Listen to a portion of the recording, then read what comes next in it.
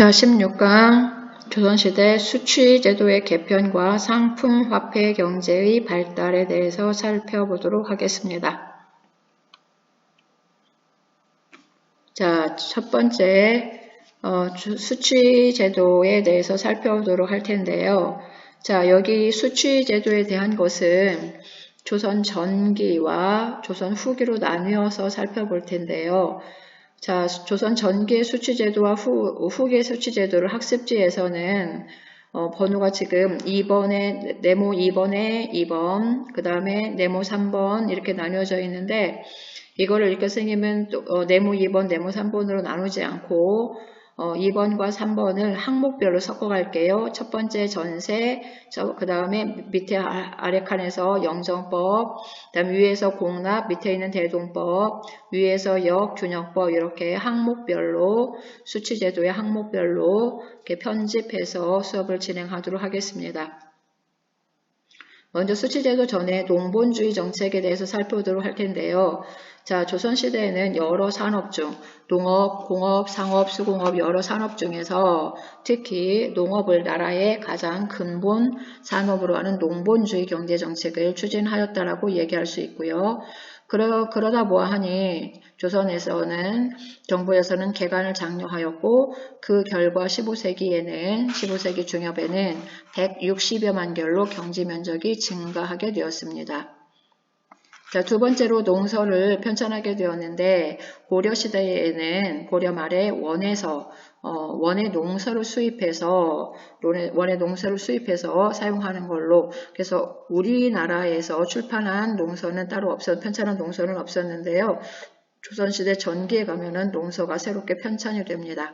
대표적인 것이 여기 두 권이 나와 있는데 농사직설과 금양잡록이라고 하는 거네요. 자, 이 농사직설이라고 하는 것은 각 지역에 관리들을 파견하여서 그 지역에 나이가 지긋하신 연로하신 농부들로부터 씨앗의 저장법이라든지 토질의 개량법, 모내기법 등 실제 노하우들을 다 청취를 해서 그거를 기반으로 작성한 농서가 농사직설이고요. 금양잡록은 금양지방, 지금의 경기도 시흥 정도 되는데요. 금양지방의 강희맹이 노년에 은퇴를 한 뒤에 그쪽으로 이동을 해서 그쪽에 살고 있는 연로하신 농부들과 더불어 살아가면서 자신의 체험과 그 다음에 연로하신 농부들의 어떤 농사의 방법들을 기술들을 체험을 토대로 해서 기록한 그런 농서라고 얘기할 수 있습니다. 그 다음에 또 하나 조선시대에 굉장히 두드러진 특징 중에 하나가 바로 이양법의 보급인데요. 조선시대 전기에는 남부 일부에서부터 서서히 모내기가 시작이 되었습니다. 자, 본격적으로 수취제도에 대해서 살펴볼 텐데 수취에는 거기 칸에 있는 것처럼 전세, 공납, 역 이렇게 세 가지가 있습니다. 수취에는 전세, 공납, 역 이거는 고려시대에도 역시 항목이 같았었죠. 그래서 통일신라 그 다음에 고려, 조선시대까지 수취는 항상 전세와 공납과 역이라고 하는 세 가지 기본 틀로 이루어져 있는데 첫 번째 전세라고 하는 것은 토지세를 의미합니다. 토지세. 자, 이것이 조선시대에 바뀌어져 가는 과정을 지금부터 살펴볼 텐데요. 자, 조선 초기에는 수확량의 10분의 1을 부과하는 걸로 되어 있었습니다. 이거는 대략 1결당 한 30두 정도 된다고 얘기할 수 있어요. 1결이라고 하는 것은 이때 당시 면적 단위예요. 토지의 면적 단위. 지금 1제곱미터당 이렇게 얘기하죠. 30두. 말두자예요. 그래서 토지 면적 단위인 1결당 30말 정도의 토지세를 부과하였고요. 자, 이랬던 것을 세종대왕 때에 다시 바꾸게 되는데 공법이라고 하는 법이었고요. 이 공법의 구체적인 내용은 전분육동법과 연분구동법이라고 하는 건데 자, 이 전분육동법과 연분구동법은 자, 토지의 비옥도에 따라서 자, 이게 토지예요. 나누었습니다. 나눌 분자예요. 6등급으로 나눈 나누는 겁니다. 1등전, 2등전 이렇게 나누는 거고요. 해년자예요. 그래서 그 해를 나누었습니다. 6등급으로, 9등급으로 이렇게 해서 상중하로 나눈 다음에 다시 상도 상중하 이렇게 나누어서 9등급으로 나누게 되고요. 그래서 20두에서부터 2두씩 차감해서 가장 흉년인 경우 하하년은 4두를 징수하는 걸로 차등 지급하게 그렇게 제도를 갖추었습니다. 모든 문을 열어 한기.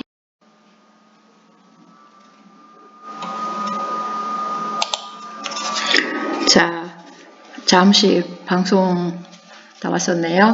자, 계속하겠습니다. 자, 이렇게 15세기 때에 세종대왕의 공법 시스템으로 갔던 전세가 16세기가 되면서 문란해지게 되는데요. 자, 어떻게 문란해지느냐? 특히 연분구등법이 문제가 됩니다. 자, 그 해의 풍흉을 판단하기 위해서는 각 지역에 전국에 관리들이 파견이 되어서 이거를 모든 토지에 이것이 상상년인지 상중년인지 하년인지 이거를 판단을 해줘야 되는데 굉장히 어렵겠죠. 그래서 이렇게 번거롭다 보니까 결국에 16세기 정도에 가면은 최저세율이었던 4두를 관행적으로 적용하는 그런 시기가 됩니다. 자, 그랬던 것이 17세기 외란 후에 인조가 영정법이라고 하는 걸로 개편을 하게 되는데 영원히 고정시켰어요. 지금까지는 풍흉에 관련하여서 세금을 부과하여야 됐던 것을 이제는 풍흉에 상관없이 영원히 고정시켰습니다. 최하 세율인 4 내지 6두를 징수하는 걸로 이렇게 됐고요. 그래서 전세율이 인하되었기 때문에 모든 농민들이 부담이 줄어들었을 걸로 짐작이 되죠. 그러나 반드시 그랬던 것 같지는 않네요. 여기 봤더니 소작농에게는 도움이 되지 않아요 라고 되어 있는데요. 소작농에게는 도움이 되지 않아요 라고 되어 있는데, 자, 이거는 조세이기 때문에, 토지세이기 때문에 땅 소유한 지주들이 세금을 내야 되겠죠.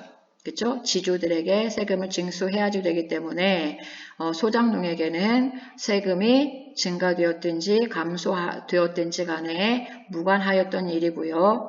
자, 그러면 일부의 소작농에게만 그렇겠네요. 대부분의 농민들은 그러면 반가워했겠네요 라고 생각할 수 있는데, 근데 문제는 여기에 있는 것처럼 지주 전호제가 확산되어 가는 것, 이때의 분위기거든요. 자, 지주 전호제라고 하는 것은 양반들은 주로 지주가 돼요. 양반들은 신분이죠. 지주라고 하는 것은 경제적인 개념이잖아요. 그래서 양반 신분의 사람들이 주로 경제적으로 돈이 많고요. 그 다음에 평민 신분의 농민들은 전호라는 것은 소작농이라는 또 다른 호칭이에요. 그래서 거의 대부분의 평민 신분의 농민들은 전호, 바로 소작농이었기 때문에 대부분의 농민들은 소작농입니다. 고로 이 전세율의 인하가 피부에 와 닿지 않는 것이었고요. 그 다음에 또 이것이 어떻게 변질되어 가느냐 하면은 지주는 전호들에게 이 토지세를 전가시켜 버려요. 그러다 보니 힘이 없는 이 소작인들이 전세액도 부담을 해야 됐고요. 거기에 또 각종 부가세가 추가가 되는데, 예를 들어서 곡식으로 세금 낸 것을 한양까지 운반을 해가야지 되니, 아니면은 운반하는 과정에서 아니면 또 저장하는 과정에서 여러 가지 조금 소실 부분이 있겠죠. 뭐 쏟는다든지 뭐 쥐가 조금 뭐 먹는다든지 이런 여러 가지 것들이 있겠죠. 그래서 그런 것들에 대한 보충 비용을 아예 처음부터 징수를 하게 되는데, 이런 각종 부가세가 원래의 전세액보다 훨씬 많은, 배꼽이 더 커져버린 어떤 이런 모양새를 취해 가게 되는 그런 폐해가 나타나기도 합니다. 자, 두 번째 공납을 살펴보도록 하겠는데요. 공납은 조선 초에는 역시 고려시대와 마찬가지로 각 지역의 특산물을 징수하는 거고요. 가호 단위로 부과합니다. 자, 가호 단위로 부과한다라는 것은 가난한 흥부의 집이든 부자인 놀부의 집이든 재산과 무관하게 n분의 1로 똑같이 부과한다라는 얘기예요. 흥분의 집도 예를 들어서 포도 한 상자예요. 놀분의 집도 포도 한 상자예요. 재산과 무관하게 균일하게 부과되는 것이 바로 이 공납이었고요. 이게 16세기에 가면 문란해지게 되는데 방납의 폐단이라고 되어 있습니다. 이 자의 방납이라고 하는 것은 여기 있는 것처럼 아전이나 상인들이 공물을 대납하고 그 대가를 요구하는 것이다. 자, 왜 그럼 대납을 하게 되느냐? 예를 들어서 김포의 포도가 지금 특산물이에요. 그런데 올해 포도가 굉장히 흉작이어서 세금으로 납부할 포도가 없어요. 그렇게 되면은 상인들에게 공물을 대납하게 하고 농민들이 이제 그 대가를 부담을 해야지 되는데, 자, 어떤 상황이 벌어져 버리느냐 하면 여기에 있는 것처럼, 자, 방납인들은 자기가 갖고 있는 물품을 관청에 대신 내고 농민들에게 물건값을 턱없이 높게 쳐서 10배 이익을 취한다. 이게 바로 방납의 폐단, 16세기의 모습이거든요. 자, 이랬던 것을 외란 후에 광해군이 개편하게 되는데 이것을 대동법이라고 얘기를 합니다. 대동법이라고 얘기를 하는데 현물 대신 잘 썩는 또는 흉작과 그 다음에 풍년과 이게 직접적으로 연결이 될 수밖에 없는 이런 실제 그 물건 대신에 현물이라는 것은 예를 들어서 포도, 뭐 굴비, 뭐 이런 그 실질적인 물건을 말하는 거예요. 그래서 포도 대신에 굴비 대신에 인삼 대신에 쌀로 징수하게 하는 거예요. 잘 썩지 않겠죠? 그 다음에 어디서나 구할 수 있겠죠? 이렇게 해서 쉽게 구할 수 있는 잘 부패하지 않는 쌀로 대신 부담시켰던 것이 대동법인데요. 그러다 보아하니 흥분의 집과 놀분의 집이 지금까지는 똑같은 금액을 부담을 했다라고 하면 토지 1결당이기 때문에 토지의 면적과 비례해서 세금을 부담하는 그런 공납의 전세화가 이루어집니다. 토지세처럼 비례한다라는 얘기예요. 자, 예를 들어서 강원도 함경도처럼 토지가 부족한 지역에서는 삼배나 무명이나 화폐 등으로도 징수를 해갔고요. 자, 이 제도는 전국에서 동시에 실시가 된 것이 아니라 경기도에서 먼저 우선 실시되었고요. 숙종 때 가서야 전국으로 확산되게 되는데 그것은 지주의 반대 때문이에요. 당연히 지주들은 토지의 면적과 비례해서 세금 부담이 굉장히 늘어나기 때문에 지주들이 반대할 수밖에 없었겠죠.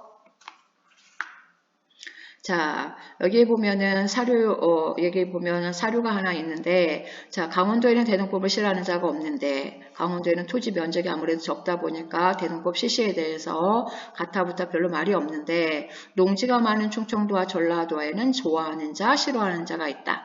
특히 전라도에는 싫어하는 자가 많다. 이거는 토호가 많은 까닭이다. 자, 전라도에는 농지를 가진 사람들이 많았기 때문에 이렇게 토호들은 싫어하고 농지가 적은 일반 백성들은 대동법을 대단히 환영한다라고 하는 모습을 우리가 살펴볼 수 있겠습니다.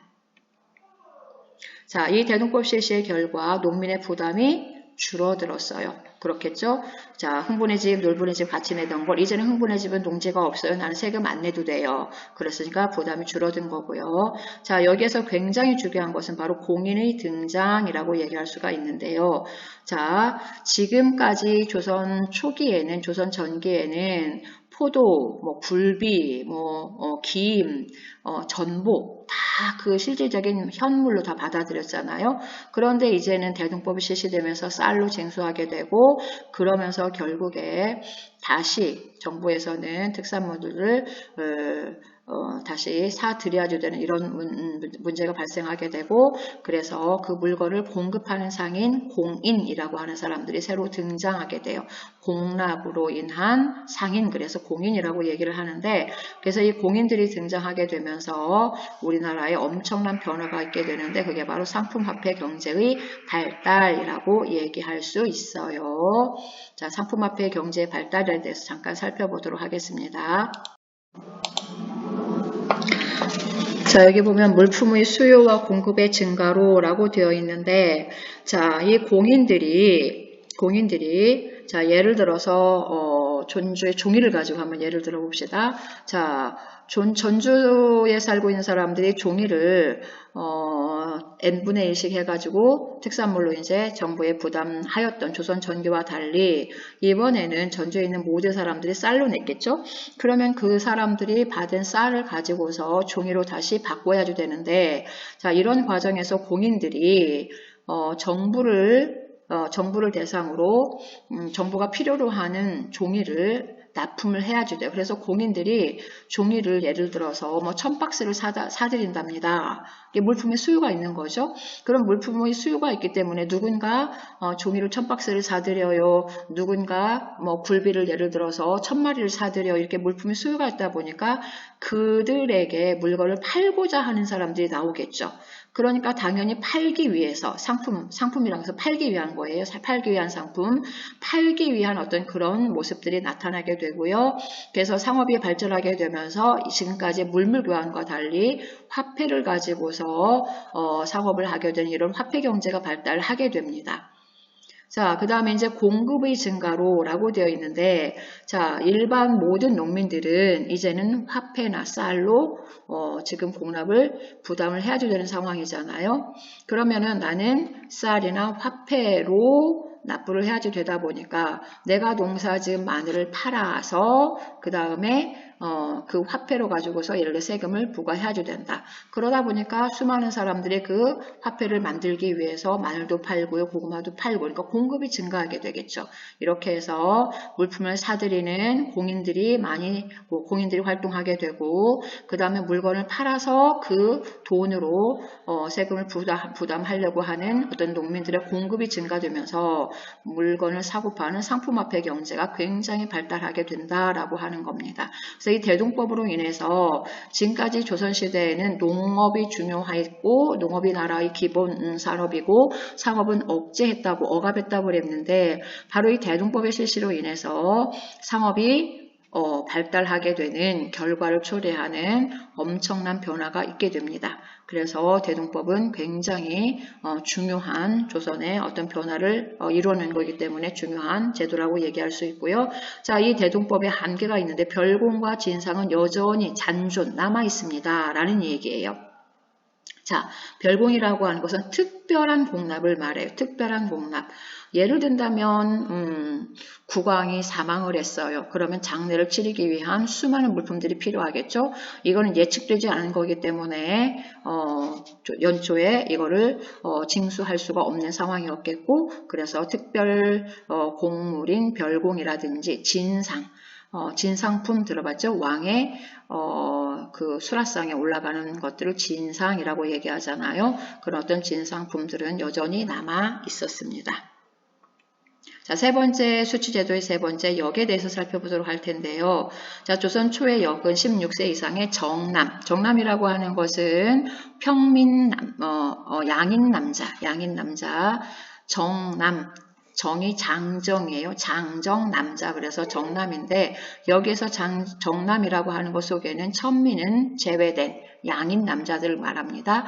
양반, 중인, 평민 이런 사람들의 노동력을 증발하는 것을 역이라고 하고요. 이 역에는 군역과 요역이 있어요. 그러나 현직관리, 학생, 향리 등은 면제됩니다.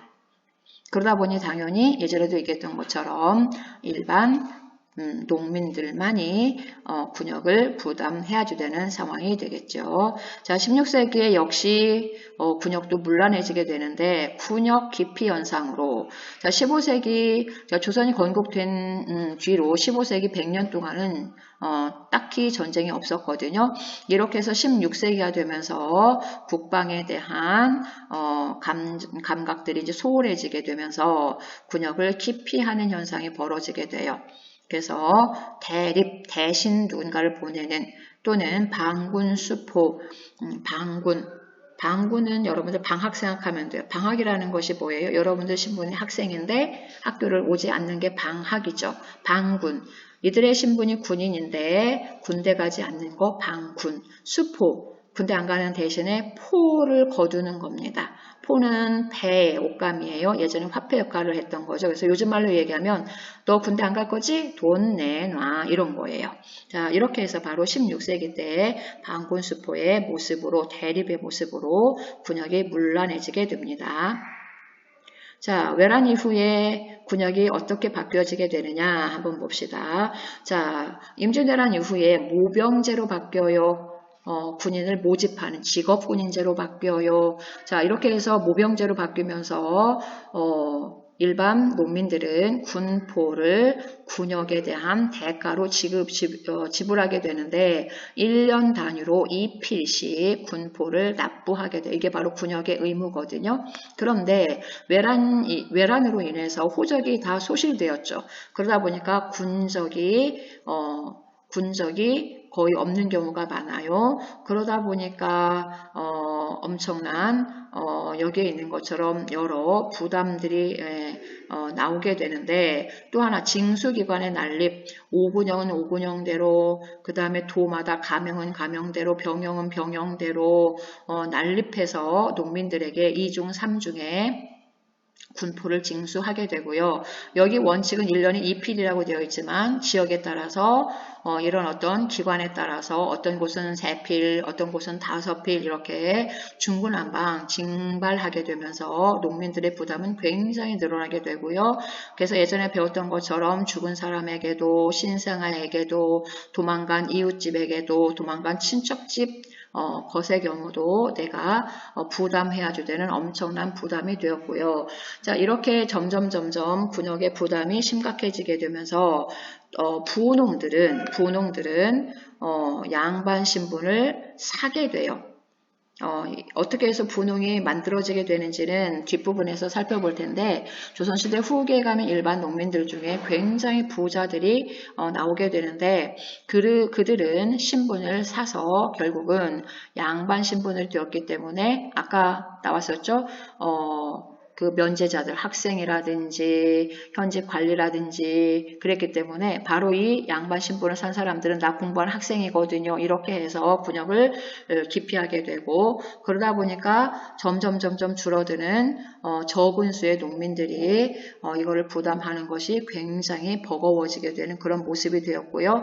그래서 18세기 영조가 결국에 이걸 개편하게 되는데 균역법, 영조 역적할 때 균역법 얘기했었죠. 군역을 균등하게 한다, 균일하게 한다. 이렇게 적은 수의 농민이 이 역을 부담하고 가기에는 너무 저들의 고통이 크다라는 것을 파악한 영조가 균등하게 한다. 그래서 2필에서 1필로 줄여주고요. 그러면 1필로 줄였으면 또 1필이 부족하게 되겠죠. 자, 그래서 2필에서 1필로 주었을 경우에 이 보충해야지 될 뭔가 내용이 있어야 되겠죠. 줄어든 거에 대한 보충을 무엇으로 하게 되느냐 하면 첫 번째 결작이라고 하는 것을 새로 만들게 되는데요. 자, 이 결작이라고 하는 것은 토지 1결당 쌀 2두씩 2말씩을 징수하는 새로운 제도를 하나 만드는 거예요. 그러니 당연히 토지 1결당 쌀 2두를 징수하게 되니까 물론 일반 농민들도 토지를 가지고 있지만 앞에서 살펴봤던 것처럼 대부분의 양반들이 지주라고 했었죠. 근데 지금까지 군역이라는 것은 양반들은 부담에서 면제되었던 건데 결작이라고 하는 제도가 법이 하나 만들어지게 되면서 양반들도 결국 군역에서부터 자유롭지 못하게 되는 모습이 되었기 때문에 균역이 되는 거예요. 그러니까 역을 균등하게 양반들도 부담을 해야 되는 어떤 모습들이 되어버렸겠죠. 어세, 염세, 선세라고 하는 건데 어세, 이게 물고기어예요. 어민들이 물고기를 잡게 되면서 세금을 냈고요. 소금을 만들어서 그 다음에 선박을 이용하면서 이게 다 어민들이 세금을 냈었던 건데 이 세금은 정부에서 받아갔던 것이 아니라 왕실이라든지 고관들이 받아갔던 것을 이것을 이제 정부에서 받아다가 그 다음에 여기에다가 보충을 하게 되면서 그래서 결국 고급 관리들 고관들이 이것을 부담하는 모양새를 취하게 됐겠죠. 세 번째 선무군관포라고 하는 또한 여러 새로운 제도를 하나 만들게 되는데 자 여기 보면 역을 면제받은 분홍층에게 이렇게 되어 있는데 자, 이 선무군관포라는 말이 무슨 뜻인지부터 한번 설명을 해봅시다. 자, 여기 보면 역을 면제받은 분홍층이 자, 이 분홍층은 아까 얘기했던 것처럼 양반 신분을 사서 이제는 나는 양반이 되었어요. 그럼 역을 면제받죠? 분역을 면제받죠? 그런데 이 분홍층은 그러면은 지금 세금을 이제 부담하지 않는 계층이 되어버렸는데 이분들은 지금 신분이 양반이 되었단 말이에요. 이 양반들이 나도 양반이니까 관리가 되고 싶겠죠. 그러나 이들은 과거를 치를 수 없는 실력이 부족하기 때문에 군관으로 너희를 삼아줄 거야. 무엇을 보고? 너의 무예를 보고 뽑아줄게. 무엇으로? 군관으로. 대신에 너는 군포를 내놔. 이게 바로 선무군관포라는 거예요. 다시 얘기합니다. 이 분홍층은 신분을 사서 지금 양반이 되었어요. 그래서 나는 역을 면제받는 사람이 되었어요. 나는 역과는 이제 군포와는 부담이 없는데 이들의 어떤 심리 상태를 이들의 염원을 이용해서 너 군관 되고 싶지? 너의 무술 실력 보고서 내가 군관으로 널 뽑아줄 거니까 대신에 포를 내놔라. 이렇게 해서 군포를 받아서 역시 이 줄어든 거에 대한 보충으로 그렇게 했던 것이 영조의 균역법의 모습이라고 얘기할 수 있습니다. 자, 이제 50페이지로 넘어가도록 하겠습니다. 학습지 50페이지예요. 자, 이번에는 농업에 대해서 한번 살펴보도록 하겠습니다. 자, 조선시대 전기는 아까 앞에서 살펴봤던 것처럼 농업이 나라의 주요 근본 산업이다라고 얘기를 했는데 이게 조선 전기에서부터 후기로 어떻게 바뀌어 가져가게 되는지를 구체적으로 살펴보도록 할게요. 자, 여기에 있는 수리시설 확충이라든지 농사 보급 등 이런 것들은 앞에서 살펴봤기 때문에 넘어가도록 하겠고요. 자, 여기에서 집중적으로 이양법에 대해서 살펴보도록 하겠습니다. 이는 이사하다. 앙은 모예요. 모에 대한 한문이에요. 그래서 모를 옮기는 방법. 자, 이 이양법에 대해서 한번 살펴보도록 할게요. 자, 조선시대 또는 고려시대, 삼국시대, 통일신라시대 농사 짓는 방법을 조금 이제 우리가 살펴볼 건데 여기 직파법이라고 하는 것은 모내기가 이양법이 실시가 되기 전 우리나라 농사하는 방법인데요. 여기 직파라고 해서 직접 파종한다. 자, 지금 벽실을 뿌리고 있는 모습이죠. 모내기 하는 모습이 아니라 벽실을 직접 논에다 뿌리는 방법. 이게 바로 직파였어요.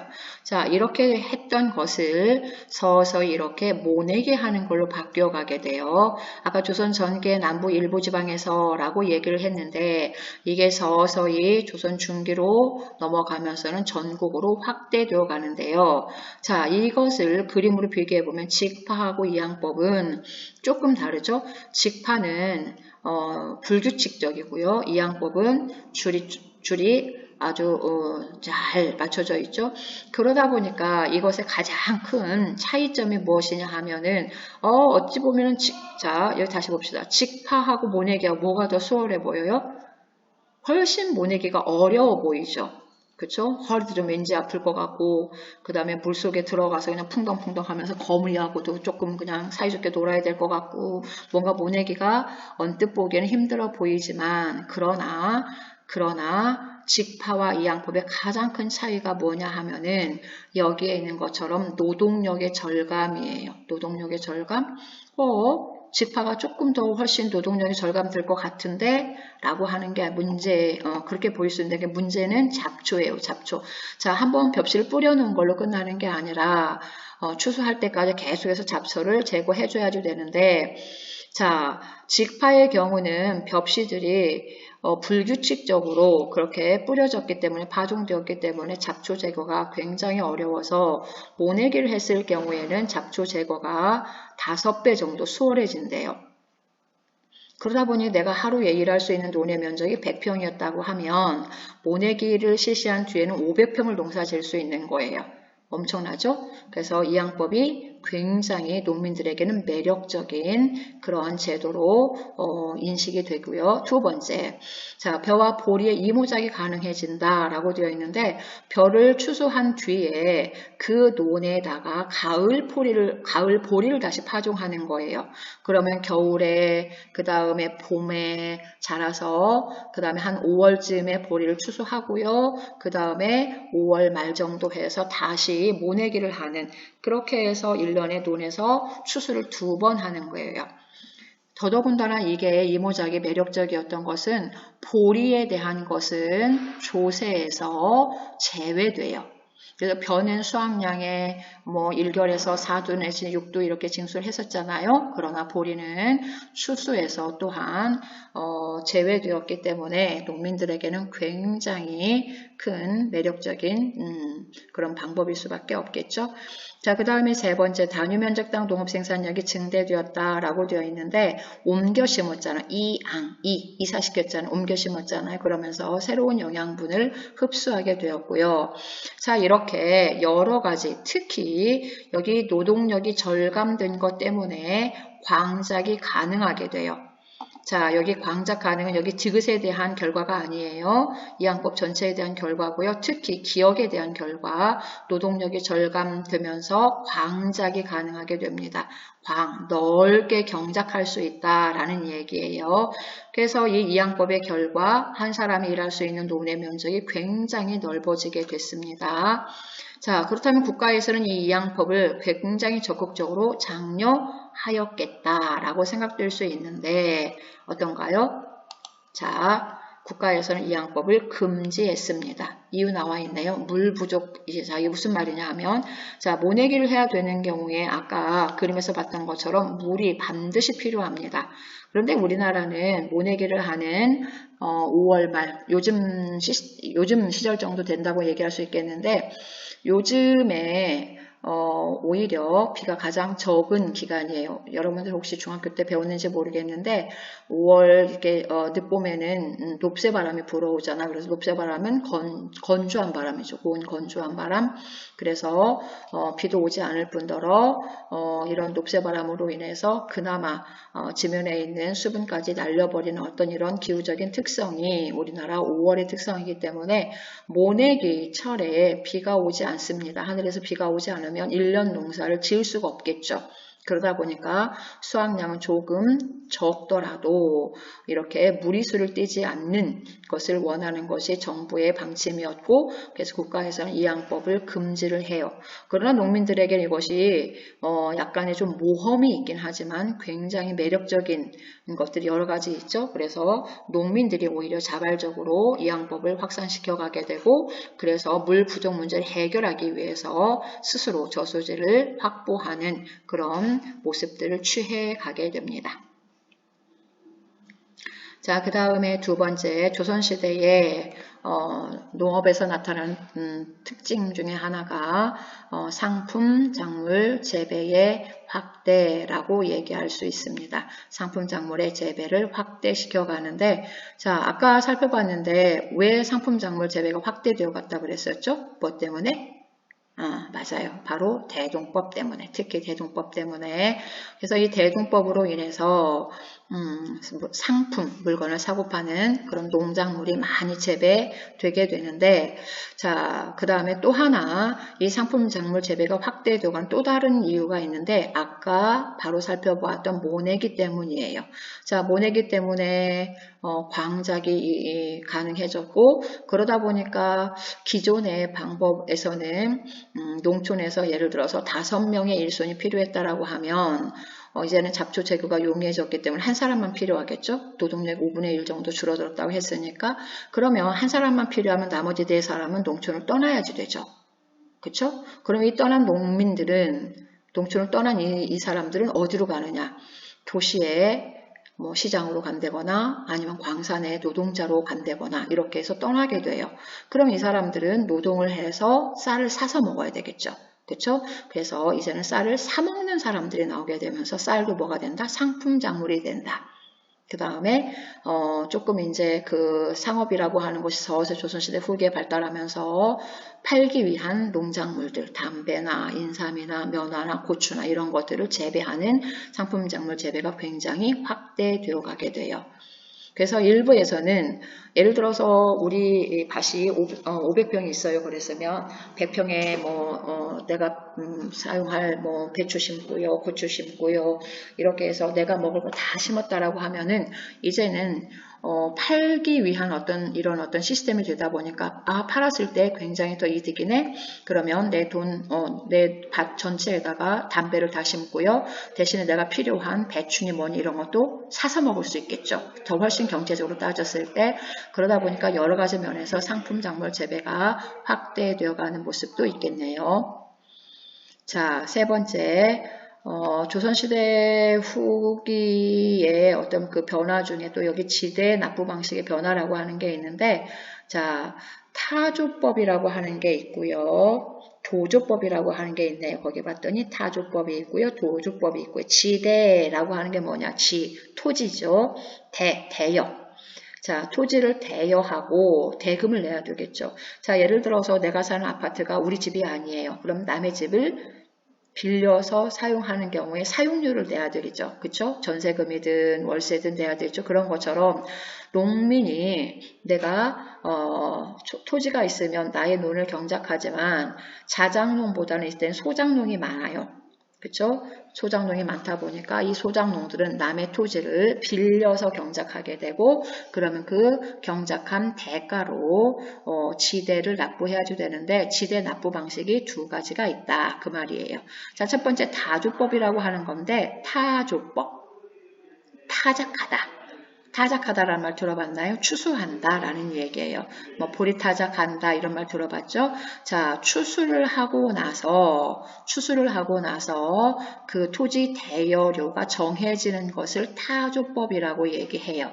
자, 올해 1월에 2020년도 내가 당신의 당신의 토지를 빌려서 농사를 지을게요 라고 계약이 되었다고 했을 경우에 그 금액을 언제 정하느냐, 여기에 있는 것처럼 타작할 때 그 금액은 정해진다라는 얘기예요. 계약은 연초에 하지만 이 지대 돈이 어느 정도인지는 수확을 하고 나서 어떻게 하는 수확량의 절반씩 1대1로 나누는 거예요. 비율을 정했다. 1대1의 비율을 정했다라는 얘기예요. 이렇게 해서 비율을 정하는데 이것을 어려운 말로 병작반수라고 얘기를 하는데, 병이라고 하는 게 여러분들 그 직렬, 병렬 이런 거 들어봤었죠? 초등학교 때 배웠죠? 병이라는 게 나란이라는 얘기잖아요. 나란히, 소작인을 말해요. 작인이, 소작인, 여기 앞에 보면 지주와 작인이, 그래서 작인은 소 빼먹은 게 아니고요. 작인, 소작인 같은 얘기예요. 그래서 작인과 나란히, 지주와 작인이 나란히 반수, 절반의 수로 나눈다. 2분의 1로 나눈다. 이 얘기예요. 그래서 대부분의 가장 일반적인 형태인데 지주와 땅 주인과 소작인이 1대1의 비율로 나누는 게 바로 타조법의 모양이고요. 그러다 보니 어떤 현상이 벌어지느냐 하면은, 자, 예를 들어 봅시다. 지주가 있는데 A, B 두 사람에게 토지를 나누어서 경작을 하게 했어요. 근데 A라고 하는 소작인과 B라고 하는 소작인의 수확량이 다를 가능성이 많겠죠? 자, 같은 면적을 소작을 주었는데 A라는 소작에는 수확량이 20가마예요. 근데 B라는 소작에는 12가마예요. 당연히 지주의 지대가 달라지겠죠? 그러다 보니까 지주의 간섭이 굉장히 심해요.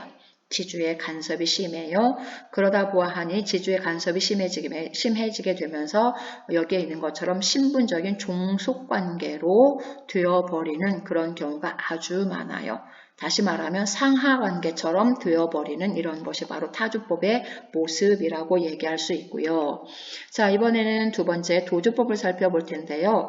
도조법은 수확량에 관계없이 일정량을 지대로 납부한다. 그러니까 연초에 계약을 할 때 내가 대여료를 얼마를 주겠소라고 하는 게 여기에 있는 것처럼 소작쟁의에 의해서 서서히 이제 이루어져 가는 거예요.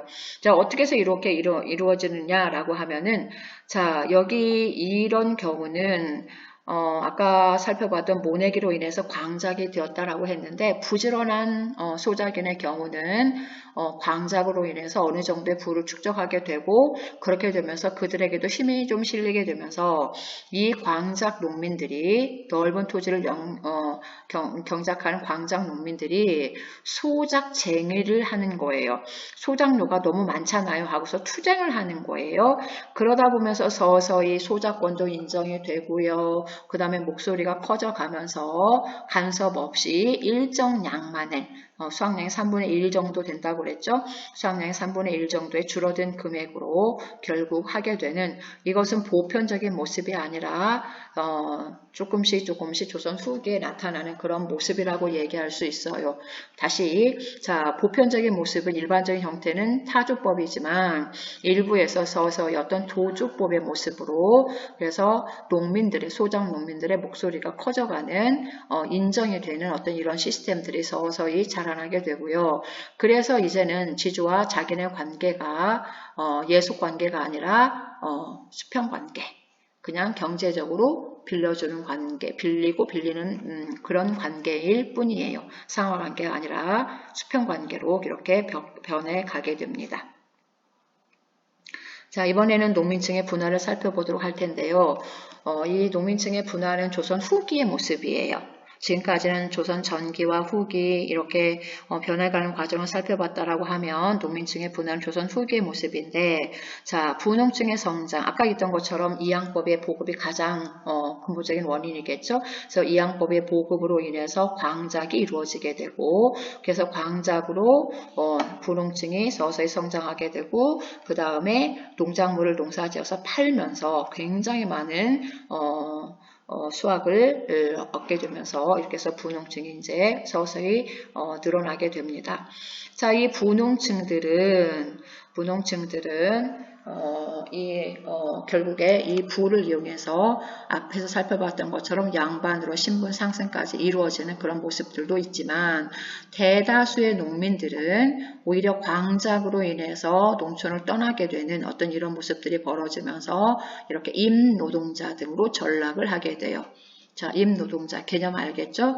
이렇게 포구라든지 아니면 도시 시장이라든지 광산이라든지 이런 곳에 가서 노동을 통해서 생을 꾸려가게 되는 이런 임노동자라고 하는 그런 계층들이 조선 후기에 나타나는 농민층의 분화의 모습이에요. 부농층과 그 다음에 자작농, 소작농, 임노동자 이렇게 여러 모양새로, 가장 핵심은 부농층과 임노동자 이렇게 구분할 수 있으면 되겠습니다.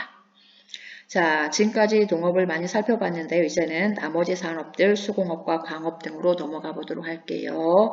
자, 먼저 수공업을 살펴보도록 하겠습니다. 자, 이 수공업이라고 하는 것은 조선 전기의 관영수공업, 국가에서 운영하는 것을 관영이라고 그러겠죠. 그 다음에 후기에는 민영수공업으로 발전하게 되는데, 왜 이렇게 민영수공업을 발전을 해가게 되느냐. 바로 가장 근본적인 두드러진 원인이 바로 대동법이라고 나와 있네요. 자, 대동법이 뭐였는지 지금 잠시 머리를 좀 추스려 봤나요? 대동법이라고 하는 것은 특산물을 걷어들이는 건데, 어떤 거였었죠? 특산물을 걷어들인 거였는데, 그거를 이제는 현물로 받지 아니하고 쌀로 받았다 그랬죠.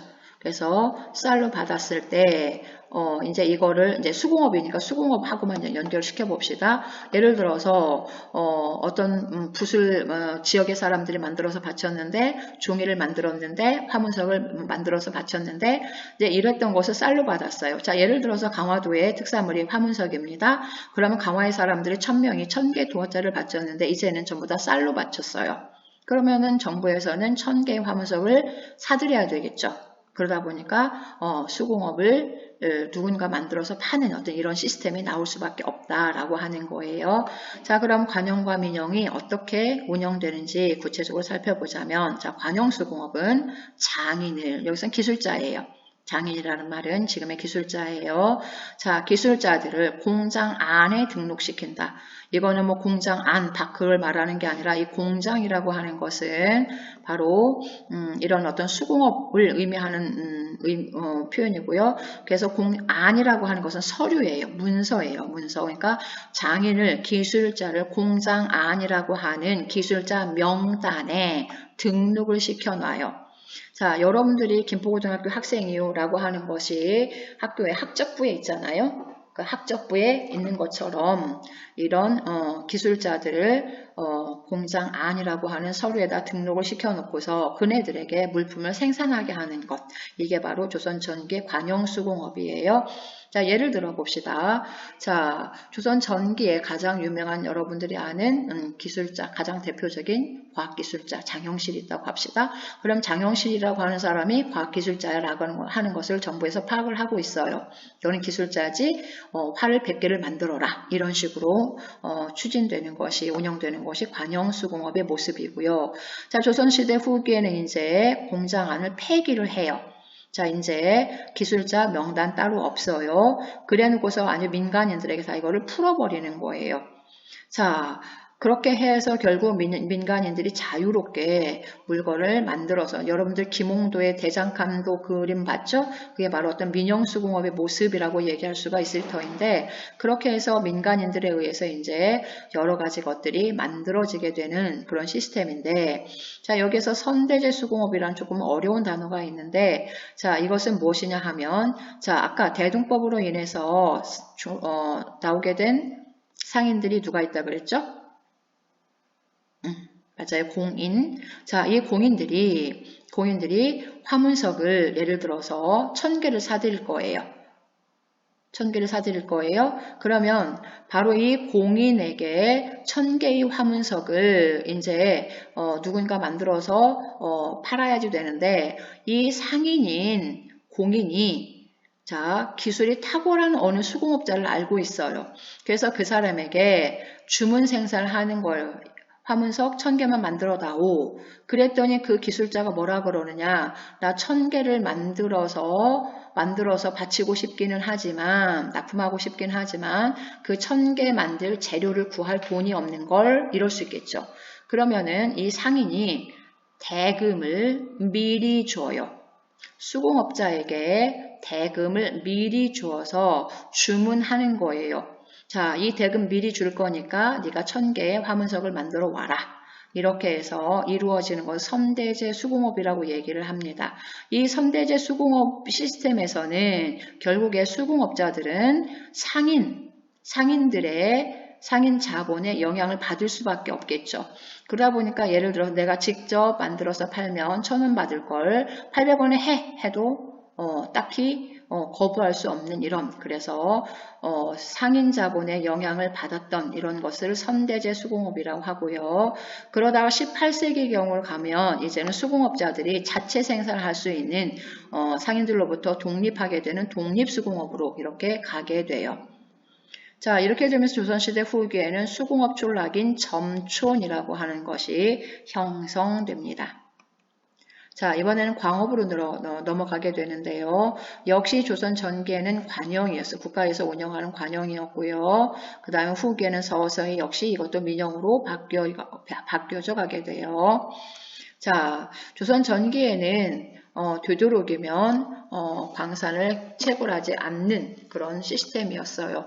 예를 들어서 우리나라에서 금이 나는 걸 알면 중국에서 금을 자꾸 요구하게 돼요. 이런 것들을 되도록이면 정부에서 하지 않으려고 광산은 최소화하는 걸로 조선 전기의 모습이 이루어졌었고요. 그런데 이제 조선 후기에 오면서 대동법의 발달로 민영수공업이 발달하게 되고 민영수공업의 발달로 인해서 철이라든지 이런 광물이 많이 수요가 증가하게 되다 보니까 역시 광산도 활발하게 채굴되게 되고요. 두 번째 청나라의 무역이 굉장히 활발하게 이제 증가하게 되면서 청나라 무역에서 필요한 것이 은이었거든요. 그래서 은의 수요가 증가되면서 역시 광산 채굴이 증가되게 돼요. 자, 그래서 민간인들에게 광산을 채굴하게 하면서 국가에서는 그네들에게 허가해 준 대신에 세금을 거두는 걸로 이렇게 시스템이 이루어져 갔는데, 이렇게 해서 민영광산이 활발하게 운영되게 되면서 등장하게 되는 모양새가 이런 것들이 있어요. 덕대라고 하는 새로운 용어가 나오게 되고요. 잠체가 성행하게 되는데, 덕대라고 하는 것은 광산 채굴에 대한 전문가라고 얘기할 수 있을 거예요.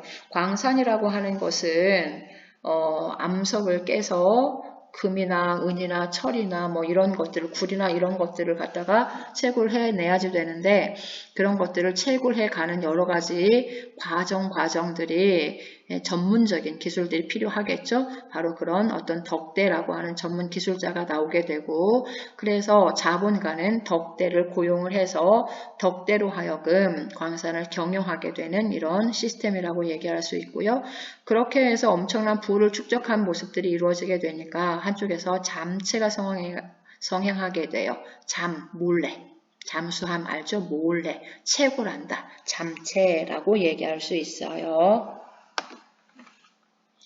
자, 이번에는 상업으로 넘어갈게요. 자, 조선시대 후기의 상업의 발달, 아주 두드러진 특징 중에 하나입니다. 자, 사상의 성장과 상업의 발달, 그래서 사상이라고 하는 단어가 나와 있는데, 자, 사상이라고 하는 것이 무엇인지를 살펴보기 위해서는 먼저 상인의 종류부터 살펴봐야지 돼요. 학습지에 없는 것들은 여러분들이 거기에 좀 추가시켜서 적어 놓도록 하세요.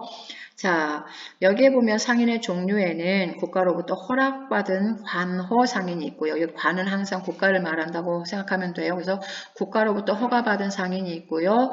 국가의 허가와는 상관이 없는 무관한 자유상인들, 다른 말로 개인사자 써서 관 반대가 사겠죠. 그래서 사상들이, 그래서 바로 여기 사상, 자유상인을 말하는 거예요. 당연히 조선 전기에는 상업을 국가에서 억압했기 때문에 관허상인들이 활동하게 되고, 그러면서 사상들은 조선 전기에는 활동하기가 어렵겠죠. 근데 조선 후기에 여기 제목에 있는 상품화폐 경제가 발달하게 되면서 서서히 자유상인인 사상들이 성장하게 됩니다. 바로 그 내용을 지금부터 살펴볼 거예요. 자, 관허상인의 종류에는 시전상인, 보부상, 공인, 그 다음에 자유상인에는 난전상인, 객주, 여갑, 도고 등 이렇게 되어 있는데, 자, 시전상인과 난전상인이 가장 대비되는 것이라고도 볼 수 있겠네요.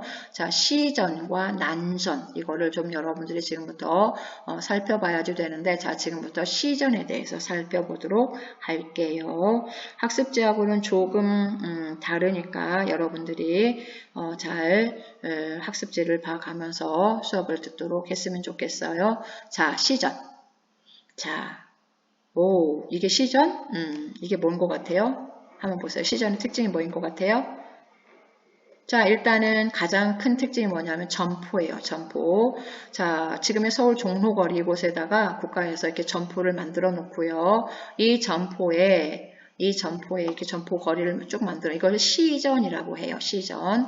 그래서 국가에서 이렇게 점포를 만들어 놓고, 시전을 만들어 놓고, 여기에 이제 상인들을 분양을 하는 거, 요즘 말해서 분양을 하는 거예요. 그래서 시전에서 장사하는 사람들, 이걸 뭐라고 할까요? 자, 다시 시전에서 장사하는 사람들, 시전상인이라고 얘기하겠고요. 난전상인, 난이 어지러울 자군요. 시전은 여기 그림에 있는 것처럼 굉장히 질서정연하잖아요. 그쵸? 근데 난전이라고 하는 것은 여러분들 김포 5일장 가보세요. 어때요?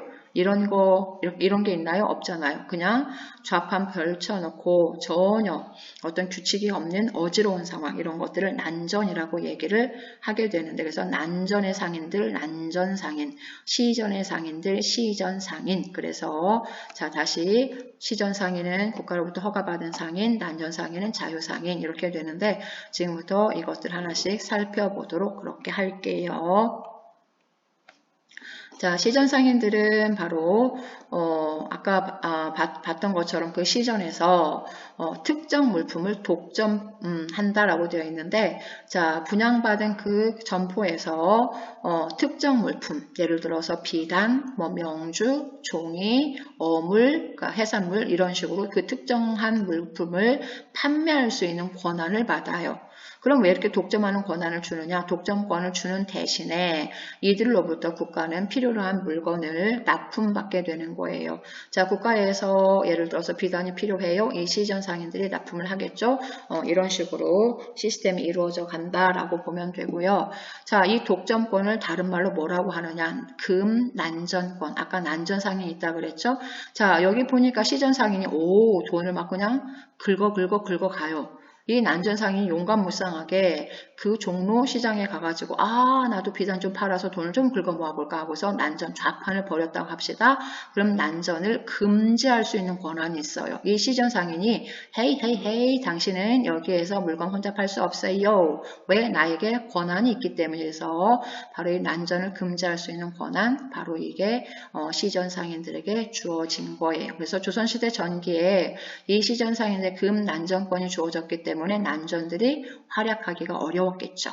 그쵸? 자, 그 다음에 두 번째 관허상인인 공인을 살펴볼 텐데요. 아까 앞에서 보부상 있었는데 보부상은 뒤에서 따로 살펴볼게요. 자, 공인의 등장. 공인은 앞에서 살펴봤었죠? 대동법 실시로 인해서 등장한 관허상인들 더 살펴보지 않을게요. 자, 지금부터는 자유상인, 사상에 대해서 살펴보도록 하겠습니다. 자, 이 사상들은 아까 얘기했던 것처럼 조선시대 전개는 활약하기가 어려웠겠죠? 금난전권 때문에. 자, 임진왜란 이후에 서서히 이제 변해가게 되는데 임진왜란으로 인해서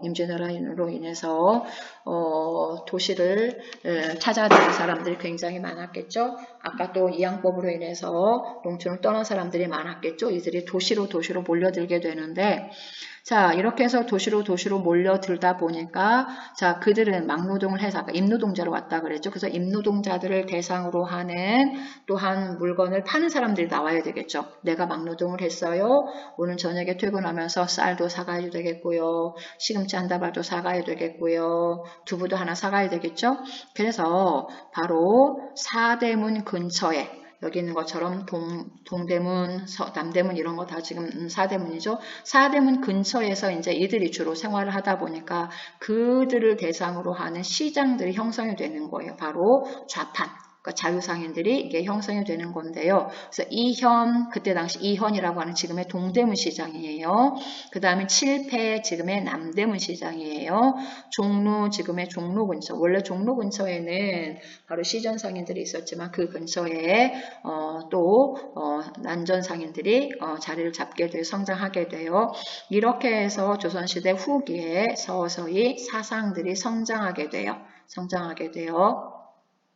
자, 당연히 시전들이 상권이 위협되겠고 금난전권으로 찍어 누르려고 하지만 예전에 정치사 팔트 할 때 했는데 기억나나요? 자, 18세기 말 어느 임금 때였었죠? 맞아요. 정조 때 통공정책 또는 그 해가 1791년이 신해년이었기 때문에 신해통공이라고도 했었는데 종로에 있는 유구이전을 제외한 모든 시전들의 금난전권이 폐지가 되면서 바로 이 난전들도 자유롭게 활동할 수 있는 그런 제도가 만들어졌었어요. 자, 이렇게 해서 만들어지게 된 대표적인 사상으로 여러 개의 사상들이 있는데 자, 학습지하고 조금 순서가 다르긴 하지만 자 봅시다. 자, 만상 위에서부터 선생님은 위에서부터 지금 지도상 위에서부터 내려온 거예요. 학습지하고 달리. 자, 맨 위에 의주, 지금의 의주에는 의주에 있는 상인들 용만상인 그래서 만상이라고 하는데 이 의주의 예전 그 시절의 이름이 지역 이름이 용만이어서 용만 지역의 상인들 그래서 만상 위치가 의주이다 보니까 청나라와 지역이 근접해 있다 보니까 청나라와의 무역을 통해서 경제적인 이득을 취하였었던. 그 다음에 평양이 한때 이름이 유경이라고 불렸거든요. 유경상인. 지금의 북한의 가장 높은 113층인가요? 119층인가요? 그 엄청난 호텔이 하나 있죠. 유경 호텔이라고 그러죠. 그래서 평양의 옛날 이름이 한때 이름이 유경이었는데 유경의 상인 그래서 유상. 개성인 옛날 송악이었었죠. 송악의 상인 송상. 그 다음에 동래에, 부산에 있는 동래의 상인 내상 이렇게 되는데 특히 여기 송상이라고 하는 사람들은 전국에 요즘 말로 지점을 가지고 있었어요. 지점을 가지고 있고요. 특히 여기 개성의 인삼이 유명하잖아요. 그래서 송악의 상인들은 인삼을 심지어는 대외 무역에까지 하게 되면서 또 증개무역을 하게 되면서 굉장한 이득을 보았던 사람들이 송상이라고 얘기할 수 있습니다. 자, 여기에서 또 하나 도고라고 하는 자유상인들을 우리가 하나 살펴볼 수 있는데 이 도고라고 하는 사람들은 독점적 도매상인이라고 여기 되어 있는데 자 지도 여러분들이 보고요. 자, 도고에 대해서 잠깐 살펴볼게요. 여러분들 허생전이라는 소설 다 읽어보셨나요? 자, 박지원의 연암집에 나오는 허생전에 보면은 허생이 자 어떻게 됐나요? 밤, 대추, 감, 배, 귤 등의 과일을 모두 사들였다. 도거리로, 여기 도거리로 모두 사들였다라는 말, 또 다른 표현이 도거리예요. 요즘 말로 하면 싹쓸이 했다라는 얘기예요. 싹쓸이 했다. 자, 그 다음에 또 이번엔 또 어디로 갔나요? 제주도로 가서 말총을 모두 싹쓸이 했다. 자, 이런 사람들을 도고라고 얘기합니다. 도고, 독점적 도매상인. 독점적 동해. 그러면 자 전국에 있는 모든 과일을 다 사들이셔야지 된다. 자 다시 잠깐만 위로 가볼게요. 자 독점적 도매상인 모든 과일을 독점해서 내가 다 사드립니다 라고 하려면 그 전국에 있는 모든 과일을 다 사드릴 만한 제주도의 모든 말꼬리를 말총을 사드릴 만한 뭐가 있어야 된다? 자본이 있어야지 된다 라고 하는 의미겠죠. 그래서 엄청난 상업 자본을 가진 사람 도고 바로 이런 사상들도 나오게 되었다. 이게 조선 후기의 모습이라고 얘기할 수 있어요. 자, 이번에는 장시의 발달 살펴보도록 할게요. 자, 서서히 이제 조선시대 15세기 말부터 장시가 이제 남부의 일부에서부터 서서히 나오기 시작을 하다가 16세기 이후에 장시의 수가 증가하고요. 그러다가 일부의 장시는 상설시장으로 매일매일 5일장이 아니라 매일매일 들어서는 상설시장으로 되는 경우도 있었고요.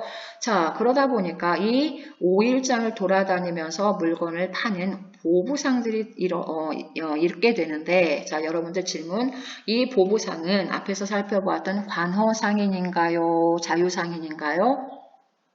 그쵸? 이 보부상들은 바로 관허상인이었어요. 대개 이제 보부상 그럼 보따리 장사니까 지멋대로 장사 치겠네. 좌판별처럼 팔았겠네. 이렇게 이제 오해할 수 있는데 보부상은 국가로부터 정식 허가를 받은 그리고 거대한 보부상단을 조직한 이런 사람들이 바로 장시를 발판으로 활동하는 보부상이라고 얘기할 수 있어요.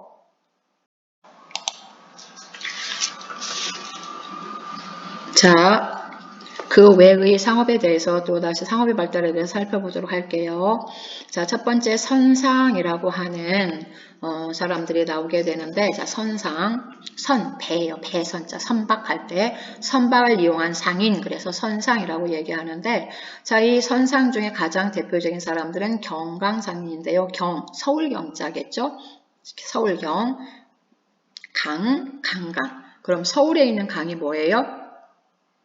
그쵸? 한강이겠죠? 그래서 한강이라고 하는 굉장히 큰 강을 무대로 해서 물건을 사고 파는 이런 사람들을 선상이라고 얘기하고요.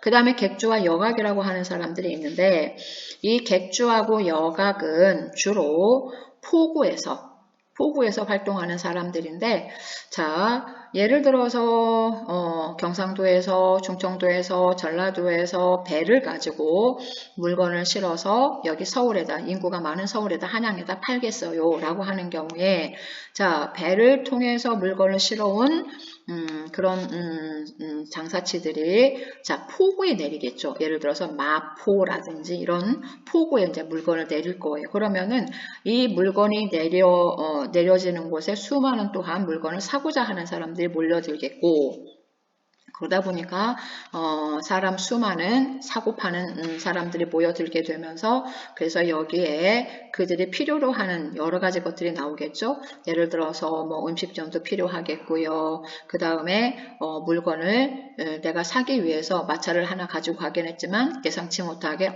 좋은 물건이 있어요. 운반을 더 해야지 될 수레가 필요하네요. 이렇게 해서 여러 가지 부수적인 것들이 나오게 되는데 그런 것들과 맞물려서 나오게 되는 게 바로 객주나 여각이라고 하는 거예요. 그래서 어떤 상품들을 매매하는 것을 중개하게 돼요. 자, 예를 들어서 어떤 장사하는 사람이 만약에 좋은 뭐 전복 배가 오면 나한테 좀 일러줘 이렇게 이제 부탁을 했다고 합시다. 객주에게, 포구에 있는 객주에게. 그러면은 전복을 실은 배가 와서 내가 누구 소개해 줄게 이런 식으로 중개를 한다든지 아니면 물건을 보관을 한다든지 운반을 해준다든지 그 다음에 지방에서 올라온 장사치들에 대한 숙박을 한다든지 돈을 좀 더 필요할 때 좀 빌려준다든지 이런 여러 가지 다양한 상업과 관계된 여러 가지 다양한 업종들에 종사하는 요즘 말로 이게 뭐라고 해야 될까요? 문어발식 재벌들의 조금 그런 모습들이라고 할까요? 그래서 객주 여각은 이렇게 다양한 것들을 취급하게 되는 그런 새로운 모습들이 조선 후기에 나오게 돼요. 자, 이번에는 무역을 살펴보도록 할게요. 자, 조선시대에는 개시무역하고 후시무역이라고 하는 게 있는데, 자, 개시무역은 공무역이에요. 국가 간에 공식적으로 이루어지는 개시무역이 있고요. 그 다음 후시무역이라고 해서 사적인 무역, 사무역 이렇게 두 가지 방법으로 이루어지게 되는데요. 자, 청나라와 주로 이제 일본과 이루어지겠죠. 위치상. 그래서 청과 일본과의 무역을 살펴보도록 할 텐데, 자, 청과는 주로 사행무역이 성행하게 됩니다. 사행이라고 하는 것은 자, 조선에서 청나라에서 조선으로 사절단들이 왔다 갔다 하죠. 이 사람들을 사행사절단이라고 얘기하는데 바로 이 사행단들 뒤에 장사하기 위해서 따라가는 이런 경우 그래서 주로 이제 국경 지역에서 무역이 이루어지는 경우 이런 것들을 사행무역이라고 하게 됩니다. 자, 그 다음에 특히 이제 의주의 만상들이 여기에서 위치상 많이 활동을 하였었고요. 그 다음에 일본과는 외관에서 주로 이제 무역이 이루어지는 모양새를 취하고 주로 위치상 역시 동네의 내상이 주로 많이 무역에 종사하게 되었어요. 그 다음에 이제 수입 수출품들은 여러분들 한 번씩 파악을 해보도록 하십시오. 자, 마지막으로 화폐에 대해서 살펴보도록 하겠습니다. 자, 조선시대 전기는 억상이었었지만 그래서 화폐가 있었지만 별로 그렇게 널리 유통이 안 돼요. 고려시대도 마찬가지고요. 조선 전기까지 화폐가 있었긴 하지만 상업이 억압되었기 때문에 별로 화폐가 유통되지 않다가 조선시대 후기에 이제 여러 가지 원인들로 인해서 상공업이 발달하게 되고 그러다 보니까 화폐가 발달할 수밖에 없겠죠. 화폐가 많이 유통되고요. 자, 그렇게 해서 화폐가 많이 상공업 발달로 인해서도 그렇지만 아까도 살펴봤던 것처럼 세금도 이제 서서히 화폐가 나오게 되면서 그 다음에 소장료도 화폐가 나오게 되면서 금납하라는 금으로 냈다라는 게 아니라 화폐로 냈다라는 얘기예요. 그래서 이걸 화폐로 내게 되면서 화폐가 굉장히 활발하게 유통이 됩니다. 그러다 보니까 일부에서는 재산 축적을 할 수단으로 상평통보를 사용하기도 합니다. 그 다음에 고리대에 이용하기도 합니다. 예를 들어서 세금이라든지 소장료라고 하는 것이 주로 가을에 이루어지겠죠. 그럼 가을에 화폐가 많이 이용되다 보니까 그때에 돈을 많이 빌려주게 되면서 이자를 많이 받는 어떤 이런 모양새들이 좀 두드러진다든지 이렇게 되겠죠. 그래서 그때에 화폐가 많이 필요한 그때를 대비해서 돈을 가지고 있는 사람들이 어떻게 되느냐, 화폐를 계속 저장해 두는 거예요. 그러다 보면 화폐를 계속해서 집에 쌓아두고 하다 보면은 어떻게 되나요? 유통되는 화폐의 양이 줄어들겠죠. 그런 것을 전황이라고 그래요. 전이 돈이에요. 돈전자예요. 화폐가 없다라는 얘기예요. 없다. 자, 요즘에 전황을 여러분들이 알만한 게 무엇이 있느냐? 자, 화폐의 유통이 별로 없어요. 어떤 경우가 있나요? 대표적인 것이 10원짜리 동전 같은 경우. 여러분들도 10원짜리 동전 생기면 어떻게 되나요? 집에 돼지, 배 전부 다 집어넣잖아요. 그러다 보니까 10원짜리가 거의 돌아다니질 않아. 이런 것들을 예를 든다면 그런 현상을 전황이라고 하는데, 조선시대 상평통보가 바로 이런 어떤 사람들이 계속해서 비축하고 이런 현상이 벌어지게 되고요. 그러다 보니까 화폐는 굉장히 더 가치가 올라가게 되고, 화폐의 가치가 올라가다 보니까 물건값은 오히려 점점 상대적으로 하락하게 되는 어떤 이런 모양새를 취하게 되겠죠. 자, 그 다음에 조선시대 후기에 서서히 신용화폐라고 하는 것이 나오게 돼요. 조선시대 후기에는 서서히 신용화폐라고 하는 것이 만들어지게 돼요. 자, 이렇게 해서 환이라든지 어묵과 같은 이런 것들이 만들어지게 된답니다. 자, 여기까지 해서 오늘의 수업을 마치도록 하겠습니다.